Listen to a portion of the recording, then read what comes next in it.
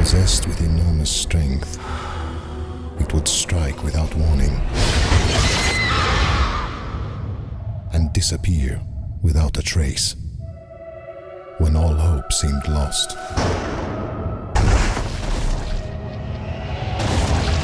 the king sent 2 men determined to unravel the mystery.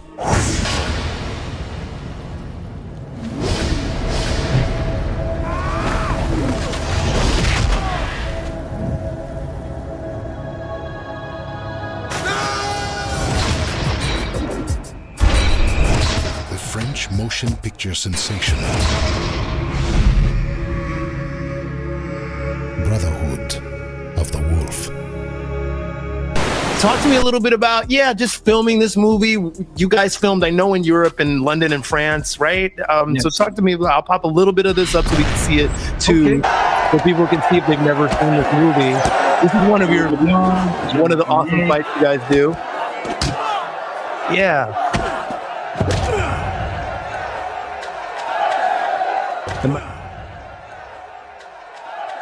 See it.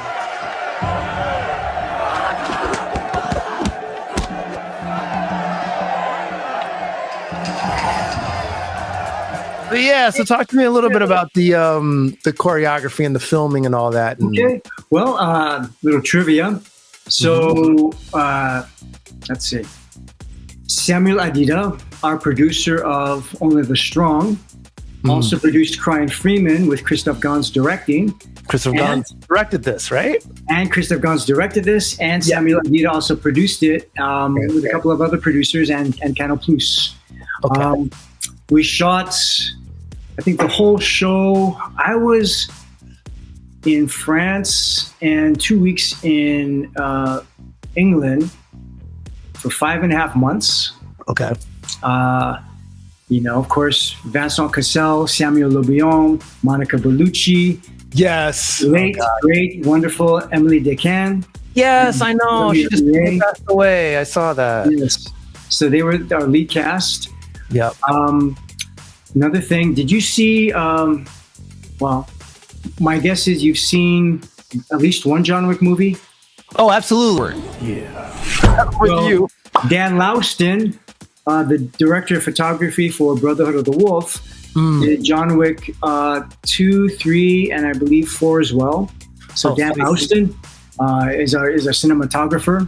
Okay. And then we had Philip Kwak. Okay, yes. I know Philip Kwak is, of course. Right. The great choreographer.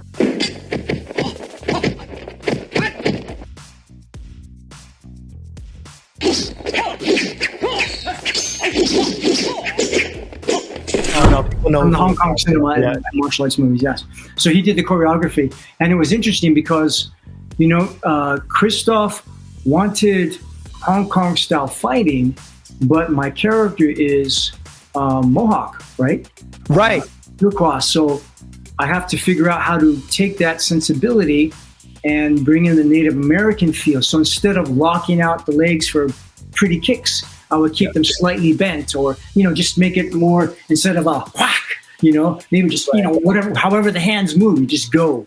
It wasn't a stylized, yes. Yeah, it wasn't stylized, and because a lot of the scenes, all but one day that I was there, all but one day was on location. So we never had studio. So, the opening fight scene, it's on the side of a mountain. It was really on the side of a mountain in the Pyrenees Mountains.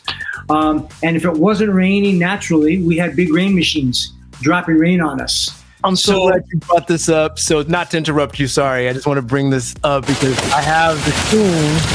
Yeah, right here. And I love this scene. This is the opening of the movie, and you guys, and there's so much rain, so I know they've got to have a rain machine as well, because the film Rain. Yes, plural, rain machines. Yes, rain machines, plural. But like you're saying, it's a different kind of style, because it's not straight kung fu or something that you recognize, but it's a, like a modification of that or variation. Yeah, and I've had talks about this, and people go, oh, well, how do you know they kicked and this and that? Well, factually, I'll never know if they kicked or not, but it would make sense that if you have a kick, if you have legs and it makes sense to kick, then you kick. Right. So in my mind, it was totally justifiable. And this is the thing: when you're working with, I have underneath this trench coat, which was soaked with water, so that adds a good 10, 15 pounds. I have a wetsuit on, a surfing wetsuit underneath that. Right? Then you have leather boots that are filled with water, squash the whole time, and then the hat with water. So you're just wet and you're cold and you're at an angle in mud. So just making the moves safe for everybody and aesthetic as possible within the character's frame, takes it away from being, to me, kung fu-y. Right. Yeah, and even just the background, the fact that you're filming there on location, it's so authentic, and people are falling in the mud, and it's got that. It's just, to me, the cinematography is just, it's so beautiful. It's Dan Lauston, look at the wardrobe. The wardrobe too, kind of helps you find the character and just the movement, the sensibility of the movement, because the clothes, you have to move differently. It's so period. I added this because I wanted you to talk a little bit as I end close talk about this movie.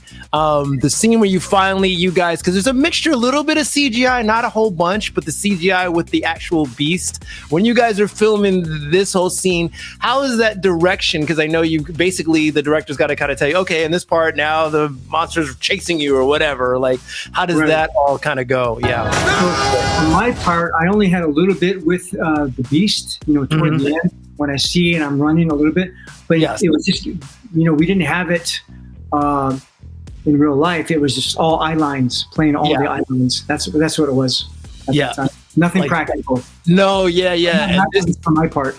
Right, and this scene where you're basically just avoiding the trap that you set for the wolf is like, it's so cool. It's like, I've always loved this right here.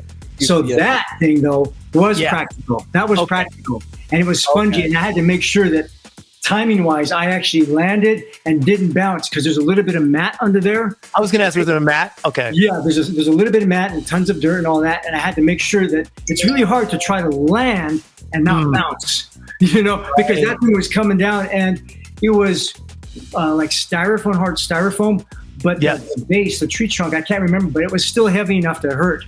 Okay, right. Yeah. So you hit that mark. And so you see the timing right there. That was for real. Yeah, no, you nailed it, brother. You nailed it. Look at this one. Look at that one. Look at this one. Look at that one. Look, are you kidding me? Aloha, I'm Mark Dacascos, and thank you for watching Kung Fu Chronicles.